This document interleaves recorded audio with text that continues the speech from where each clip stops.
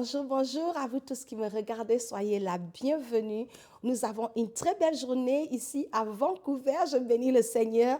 Il pleut très souvent ici. Donc, lorsqu'on a une journée ensoleillée comme ça, j'aime ça. Le soleil me fait rappeler mon Gabon chéri. Parce que quand il fait chaud là-bas, ma tante a l'habitude de dire, ma tante Claudina dit que FIFA, de toute façon, c'est chaud au Gabon. Même le soleil, même, la manière ça tape sur toi. C'est associé avec la souffrance. Elle dit le soleil du Gabon n'est pas normal. C'est un soleil qui te pique jusqu'aux os. À chaque fois que je vois le soleil, je me souviens de cette phrase. Elle me fait souvent rire. Elle dit le soleil qu'on a au Gabon, ce n'est pas un soleil normal. C'est un soleil qui accentue la misère. C'est-à-dire quand c'est dur sur toi et puis le soleil tape sur toi, la misère est combinée. Anyway, c'était juste une petite blague. Soyez la bienvenue. Vous êtes dans notre émission Femmes éveillées. Je m'appelle FIFA. FIFA veut dire shalom. Shalom, c'est la paix. Que cette paix que Dieu nous a donnée soit votre partage. Gardez-la, maintenez-la. Parce que lorsqu'on perd la paix et que les situations tombent sur nous, ça peut empirer la situation. Mieux vaut préserver la paix au milieu des tribulations. Alléluia. Recevez la paix de Christ. Maintenez-la dans vos foyers, dans vos relations. La paix, c'est un don de Dieu. Et c'est une chose que l'argent ne peut pas donner. Donc voilà, le message d'aujourd'hui est très, très intéressant. Dieu m'envoie encourager, nous encourager et il nous dit, ne pleure pas. Je ne sais pas de là où tu nous regardes, tu vis peut-être une situation où tu sens que tout ce qui vient même, tu ne peux plus parler, c'est les larmes qui sortent. Vous savez, des fois, tu as des crises, tu as des situations qui te choquent dans la vie, que tout ce que tu peux faire, c'est pleurer. Tu es peut-être dans une situation comme ça en ce moment. Tu pleures à cause de ta condition. Tu pleures à cause des situations qui te sont arrivées. Tu pleures parce que tu es dans une situation où tu ne sais plus quoi faire. Et le Seigneur m'envoie te dire d'arrêter de pleurer. Il dit, ne pleure pas. C'est de cela que nous allons parler, donc je vous demande d'inviter votre ami, ayez votre Bible parce que nous allons lire la parole de Dieu. Et si tu nous regardes pour la première fois, s'il te plaît, ça là je dois dire, partage la vidéo. Partage la vidéo. Les gens traversent des moments difficiles et des fois, il y a des gens qui traversent des moments difficiles et ils ne savent même pas où aller. Nous autres, comme ça, là, quand c'est chaud, on sait où on va. On va crier à Jésus. On ramasse la Bible, on lit. On met louange, on danse et on s'encourage dans le Seigneur. Il y a des gens qui ne connaissent pas le Seigneur. Il y a des gens qui n'ont pas des gens autour d'eux pour les encourager. Donc, message, ça là, ça peut relever et encourager quelqu'un. C'est la raison pour laquelle je vous encourage à partager nos vidéos, mais je vous encourage également à vous abonner. Abonnez-vous à notre page. Nous avons besoin de vues, nous avons besoin de la visibilité et le seul moyen que nous pouvons vraiment élargir ce que nous faisons, ça va nous prendre d'avoir des gens qui s'abonnent. Donc, abonnez-vous et puis souscrivez clique la petite cloche de notification. Elle va t'avertir lorsqu'on poste les vidéos. Donc voilà, c'était ce que je voulais dire. Mais avant de commencer ce message, puisque vous êtes en train de pleurer, tout le monde pleure, je vais vous faire rire. On va rire. Par exemple, moi, si quelqu'un, quand c'est chaud, je vais rire. Les gens qui sont très proches de moi vont vous dire que même quand tout le ciel est tombé sur moi, je vais me rire même de ça. C'est-à-dire, je pleure, je ris. Par exemple, j'ai dit au diable, ma joie là, jamais tu n'auras ça, ce n'est pas à vendre. C'est-à-dire quand tu auras tout pris, ma joie et ma paix, ça là, le diable sait qu'il ne peut pas toucher. Parce que la joie du Seigneur est ma force. Donc j'aime être joyeuse. C'est que quand je dis même à quelqu'un sur Fauchon, ne me crois pas à cause de la joie que vous voyez là. Le Seigneur m'a donné une joie qui déborde. La joie me vient de Dieu. C'est un don, c'est un fruit de l'esprit. Et j'ai dit, Seigneur, laisse-moi bien exploiter ce fruit-là jusqu'à contaminer les gens. Donc, avant de parler du message d'aujourd'hui, je vais vous faire rire. Ce matin, voici ce qui se passe. J'amène les enfants à l'école.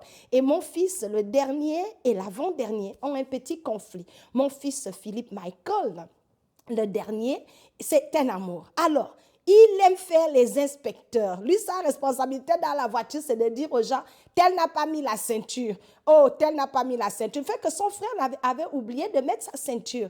Et il dit à son frère, tiens, tu n'as pas mis ta ceinture, mets ta ceinture. Son frère lui dit, s'il te plaît, sois patient. Il dit, non, je ne vais pas être patient, mets ta ceinture, sinon je vais dire à maman, mais je suis dans la voiture et j'écoute ce qui se passe. Et il commence à crier sur son frère. J'ai dit, aïe. Ça, je me tourne vers lui, je dis, Philippe Michael, s'il te plaît, sois un peu gentil. Tu peux faire la remarque à quelqu'un dans l'amour, dans la gentillesse. Tu es chrétien, n'est-ce pas? Il dit oui. Je lui dis, mais comme tu es chrétien là, tu sais ce que ça veut dire? Je lui dis, être chrétien, ça veut dire tu dois être comme Jésus. Donc, Jésus, tu sais comment il était? C'était quelqu'un de gentil. C'était quelqu'un, tout le monde voulait être avec lui. Mais si toi, tu cries sur les gens comme ça, tu n'es pas comme Jésus. Il prend la parole, il me dit, c'est ça le problème. Moi, tu me dis d'être comme Jésus, mais moi, je n'étais pas là quand Jésus était ici. I wasn't around when Jesus was here. I didn't see Jesus. I wasn't around to see Jesus, mamie. Il me dit, non, maman, je n'étais pas sur terre quand Jésus était ici pour que je puisse le copier. Je n'existais pas quand Jésus était ici. Je lui ai dit, Michael. Il dit oui. Et en plus, Jésus, comme il a fait pour aller au ciel. Comme il a fait, il est juste parti au ciel. Moi, je n'étais pas là. J'ai dit, Philippe Michael, tu n'as pas besoin d'être ici quand Jésus était là. Jésus te parle dans sa parole. Moi qui te dis que, pardon, Jésus est gentil, ça ne te suffit. Puis il dit non, lui, il n'existait pas quand Jésus était ici. Je l'ai déposé à l'école. Je lui ai dit, Seigneur, fais-moi grâce avec ce petit-là qui dit qu'il n'était pas là quand Jésus était sur terre pour que lui puisse être comme Christ. J'ai dit, on va parler de ça ce soir. Ce sera le sujet de notre étude biblique. Comment être comme Christ, même si tu n'étais pas quand Jésus était là, mais Jésus nous a laissé sa parole. Et sa parole et ses disciples ont rendu témoignage de Jésus. Quand on lit la Bible, on nous dit qui était Jésus. Ça là, ça ne suffit pas, mon fils. Il est drôle. En tout cas, ça a fait ma journée. Oh, Jesus. Anyway, on passe au travail. Prenez vos Bibles. J'ai un message d'encouragement. Et comme je l'ai annoncé tout à l'heure, le titre de ce message, le Seigneur te donne cet ordre. Il te dit, ne pleure pas. Ma soeur, arrête de pleurer. Mon frère, ne pleure plus sur ce problème. Ne pleure pas. Alléluia. Alors, on va lire la parole de Dieu dans le livre de Luc, chapitre 7, versets 11 à 15. Le jour suivant, Jésus alla dans une ville appelée Naïn. Ses disciples et une grande foule faisaient route avec lui. Lorsqu'il fut près de la porte de la ville, voici, on portait en terre un mort, fils unique de sa mère, qui était veuve. Et il y avait avec elle beaucoup de gens de la ville. Le Seigneur l'ayant vue, ému de compassion pour elle, et lui dit, ne pleure pas. Il s'approcha et toucha le cercueil de ceux qui le portaient. Non, il s'approcha et toucha le cercueil. Ceux qui le portaient s'arrêtèrent. Il dit, jeune homme, je te le dis, lève-toi. Et le mort s'assit et se mit à parler. Jésus le rendit à sa mère. Je bénis la parole de Dieu. Alléluia. Le Seigneur est bon. Dans cette histoire, nous voyons que Dieu, Jésus, a manifesté la compassion. La Bible nous dit au verset 12 ici, que Jésus fut, au verset 13, que Jésus fut ému de compassion. Cette maman-là avait une situation vraiment qui posait le deuil, la perte de son fils unique, amenait cette maman à pleurer. Elle passait, Jésus était genre ici, on va dire Jésus était ici. Et la maman passait pour aller au cimetière avec son fils. Ils allaient pour enterrer le cimetière. Et vous savez, pour ceux qui ont perdu un membre dans la famille, vous savez qu'est-ce que c'est lorsqu'on perd un membre cher, surtout un fils. Un père, une mère, ces gens-là qui comptent pour nous lorsqu'ils meurent, ce sont des moments de larmes, des moments de détresse qui vont te chercher. C'est-à-dire, ton monde s'écroule. Et cette maman-là était dans cette condition-là. C'est-à-dire, elle amenait son fils au cimetière, mais elle était dans les larmes. La Bible nous dit que Jésus l'ayant aperçu, ce n'est pas une maman qui allait voir Jésus, Jésus, s'il te plaît, viens ressusciter mon fils. Non, elle allait enterrer son fils. Mais la Bible dit que Jésus a interrompu ce qu'il faisait. Lorsqu'il a jeté le regard vers la femme, son cœur était ému de compassion. Il a dit, oh, vraiment. Donc c'est Jésus lui-même qui a dit non, la femme là c'est chaud. On ne nous dit pas si elle était chrétienne. On ne nous dit pas si c'était une bonne femme qui faisait les bonnes choses. Parce que de fois, on pense que Dieu intervient dans notre vie parce qu'on est tellement saint. Non, c'est faux. De fois, Dieu intervient dans notre vie par pure compassion. La compassion, on peut aussi, ça ressemble à la miséricorde. C'est dans la famille que la grâce. C'est-à-dire quand quelqu'un décide de te faire un bien que tu ne mérites pas. Un bien où tu ne t'attendais même pas. C'est la personne elle-même qui résout dans son cœur que non, je vais aider ma massie. C'est ça qui s'est passé dans son cas. Alléluia. Et là, Jésus arrête ce qu'il fait, dit non. La femme là, Yako, non, je vais faire quelque chose pour l'aider. C'est ce que le Seigneur a fait. Il a manifesté de la compassion. Et il a dit, oh, ne pleure pas. Il ne s'est pas arrêté, ne pleure pas. Il a dit, non, je vais restaurer, je vais renverser, changer ta situation pour que les larmes que tu verses s'arrêtent. Je vais ramener ton fils à la vie. Donc, pour bien comprendre, on va essayer de définir un moment, donnez-moi un instant, on va chercher à bien définir miséricorde, compassion. La Bible dit, Dieu l'a manifesté. Jésus était ému de la compassion. Et moi, je viens également te dire qu'aujourd'hui même que tu m'écoutes, Dieu va te manifester sa compassion. Dieu va te manifester la miséricorde. En anglais, on dit ça, mercy. God, have mercy on me. Father, have mercy on me. Seigneur, aie pitié de moi. Aie compassion de moi. Seigneur, fais-moi miséricorde. Seigneur, fais-moi grâce.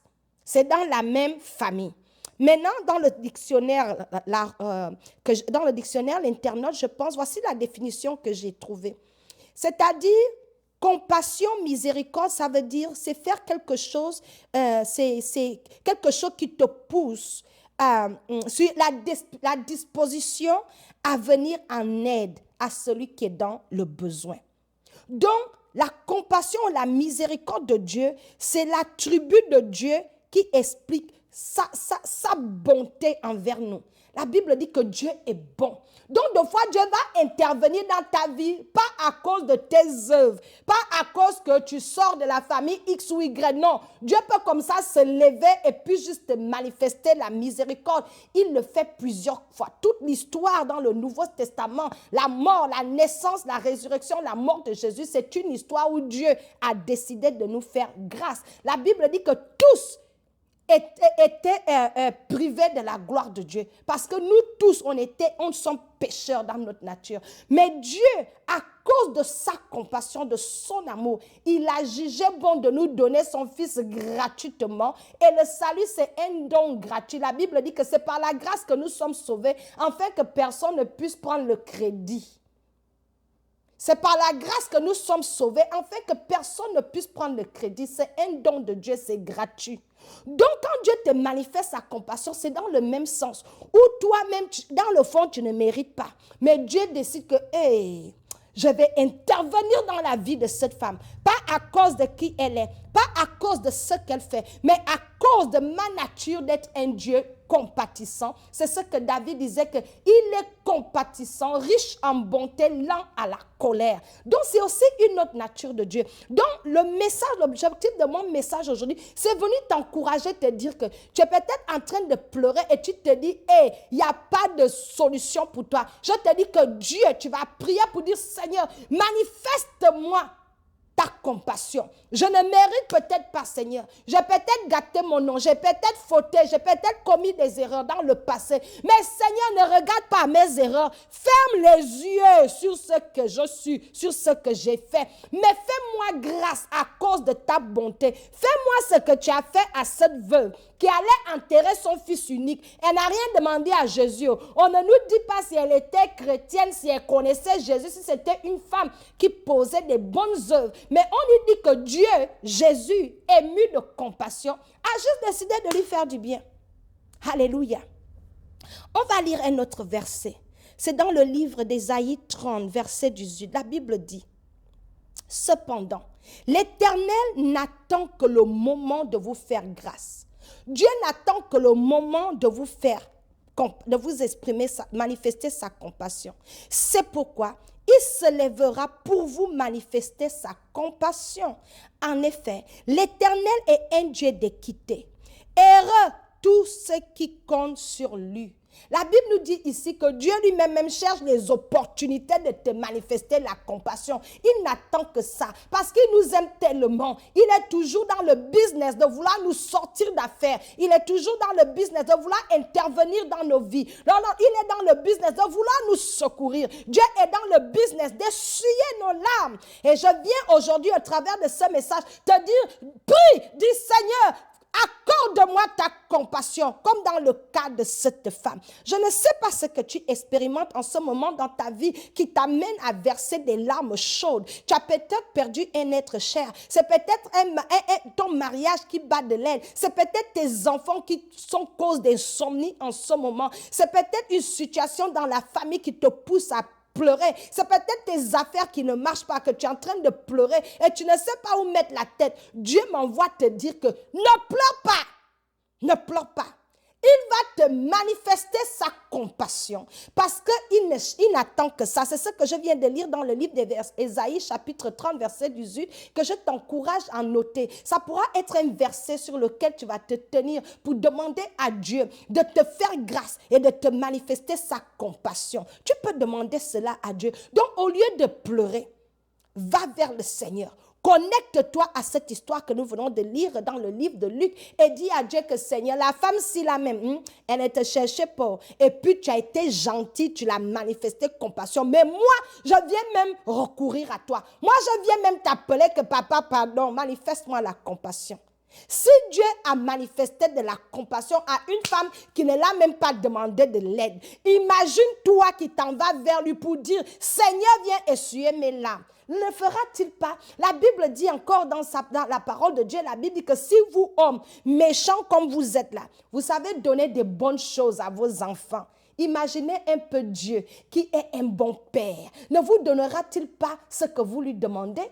Et Dieu est tellement bon qu'il va te donner ce que tu veux. La Bible dit que si tu demandes le pain, il ne va pas te donner caillou. Si tu demandes poisson, il ne te donnera pas le serpent. Vous voyez dans le cas de cette femme, elle pleurait à cause de son fils. Dieu ne l'a pas donné un autre fils. Dieu a ramené, Jésus a ramené à la vie le fils qu'elle avait déjà.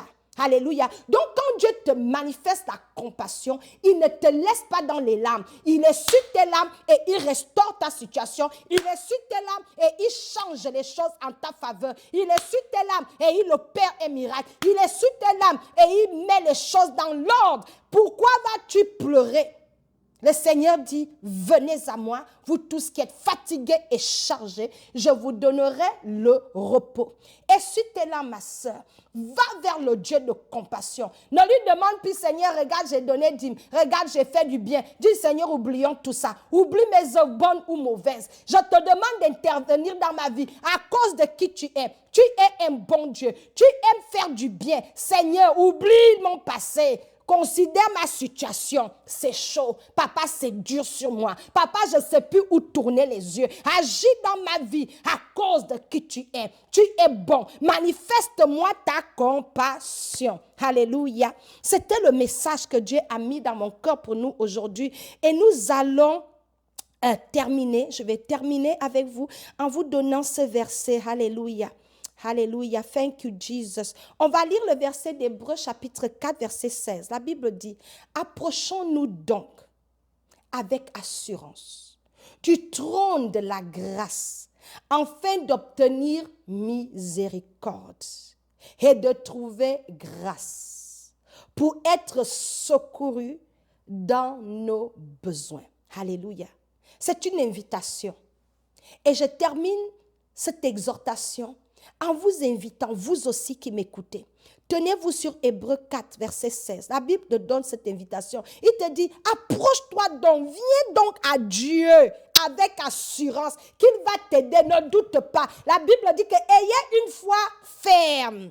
La personne qui doute, il ne faut pas que tu t'attendes que Dieu se manifeste dans ta vie. Donc ce verset te donne une invitation et te dit, approche-toi donc de Dieu avec assurance. Approche-toi du trône de la grâce. Alléluia. Le trône de Dieu, c'est le trône de la grâce, afin d'obtenir miséricorde et de trouver grâce pour être secouru dans nos besoins. Alléluia. Dieu te donne cette invitation. Tu es en train de pleurer. c'est difficile ce que tu vis. Et tu penses que même Dieu est dans le complot. Dieu n'est jamais dans le complot pour nous détruire. Dieu, c'est un sauveur. Alléluia. Jésus est le sauveur du monde. Quand il sauve là, il nous sauve de tout. Pas juste du péché. Il nous sauve de toutes les situations compliquées auxquelles nous sommes exposés.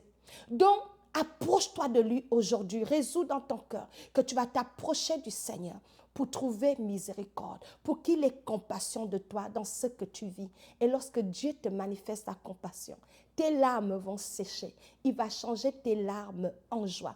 C'est le message que le Seigneur a mis dans mon cœur. J'espère que tu es encouragé. De là où tu te tiens une minute et lève les mains vers le ciel. Seigneur, je te bénis pour mon frère, ma soeur en ce moment qui écoute ce message. Seigneur, la personne en cliquant sur ce message pleurait ou est même en train de pleurer. Mais Seigneur, par ton onction et par ta grande bonté, je prie, ô Dieu d'Israël, manifeste ta compassion, ta bonté, Seigneur Jésus, à mes frères et mes sœurs partout dans le monde qui crient à toi à cause des situations, Seigneur, qui les empêchent de rire, les situations qui ont volé leur joie de vivre, les situations qui font couler les larmes dans leurs yeux. Seigneur, les situations de déception, situations de maladie, situations de calamité, situations de sorcellerie, situations d'abus, situations, Seigneur, toutes sortes de situations qui affectent leur vie spirituellement, émotionnellement. Seigneur, dans ta puissance, j'implore ta grâce et ta miséricorde. Agis en faveur, Seigneur,